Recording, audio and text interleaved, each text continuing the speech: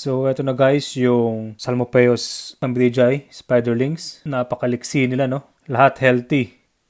Oh, hindi ko pa sila pinaghiwalay guys kasi hinihintay ko pa silang mag-molt ng isa pa. Yung may balahibo na tsaka may kulay na sila. Kasi kapag ganito gusto nila sama-sama pa sila Pwede na din silang pag-iwalayin pero gusto ko sama-sama muna sila. So, pinulot ko sila noong 5th of June.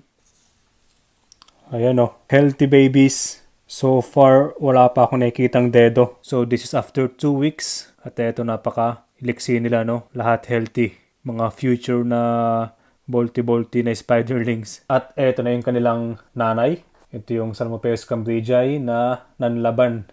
Ayun siya Oy! Oy! Grabe! Grabe!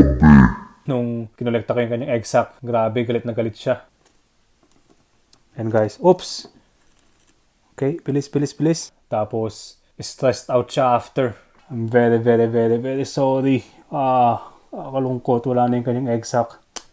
Hinahanap niya So, eto, nakagawa na ulit siya ng kanyang munting lungga.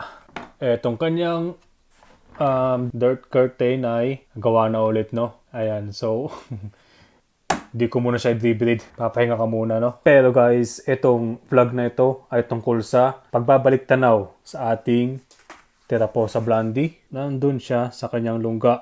At balik tanaw tayo dahil nag-molt na naman siya. Yan, So, i-gender natin to guys. Sana intact yung abdominal part ng molt niya. So, check natin ang kanyang feeding response gamit ang mahiwagang straw. Sa tingin ko ready nang kumain to Gusto ko lang siyang makita Gusto ko siyang palabasin para makita niyo siya guys. Kaso ayaw lumabas. So, i-nudge na lang natin siya palabas guys. Ayun. Ayan. Okay. Grabe. Ang bilis lumaki At may kulay na yung mga buhok sa kanyang abdomen Medyo mapula-pula. Ayun, napaka-vibrant ng kulay niya Bilis. Yan, ganyan. Diyan ka lang. Okay ang posisyon mo Ayan. Sana female ka. Pero ba't ang lakas ng kutob ko na male ka So, nakuha ko to noong August 2019. Tama ba? So, yan guys, tama ako. 28th of August 2019 nung nakuha ko siya. At that time guys, yung kanyang body length ay nasa 2.5 centimeters. Approximately 2.5 centimeters. Okay, so meron tayo ditong tape measure. Sukatin lang natin yung kanyang body length. So, para sa akin kasi guys, mas madaling sukat yung body length kaysa sa huwag kang tatakas.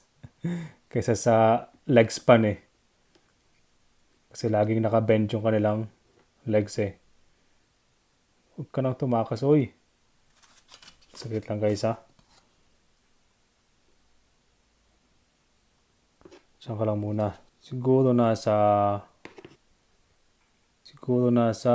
4.5. Ayan, siguro nasa 4 to 4.5 centimeters kasi medyo nakabend siya I-gender natin itong kanyang exuviae. Sana intact pa lahat.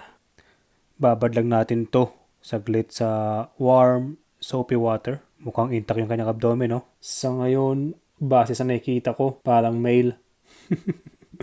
Sana mali ako. So, eto guys, close up ng kanyang epigastric furrow. So, parang spermatic ito, Kung spermatic nga to guys, ibig sabihin ay female siya. Kung normal lang na slit ito at hindi spermatic ibig sabihin ay male siya, Parang spermatic siya Siguro hindi ko lang matanggap na male siya. Kaya ini-imagine kung spermatic siya. O siguro kung lang ito, normal na slit lang ito.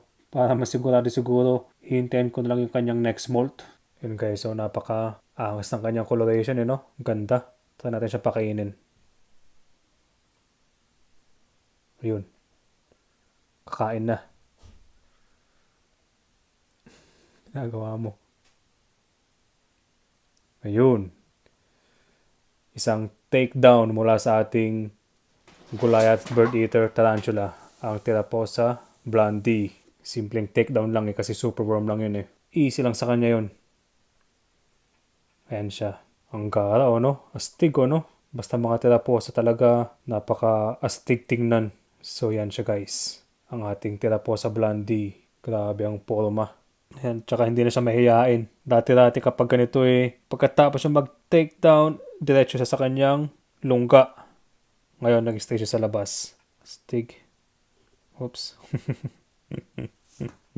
Wala lang. Tweet ko lang gawin yun. So, hanggang dito na lamang guys.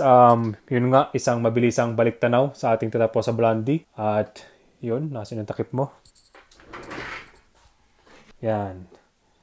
So, maraming salamat sa panonood at patuloy na pagsuporta sa Schizo-Pelma TV. So yun guys, salamat. Mahal ko kayo. Chill lang tayo sa Schizo-Pelma TV.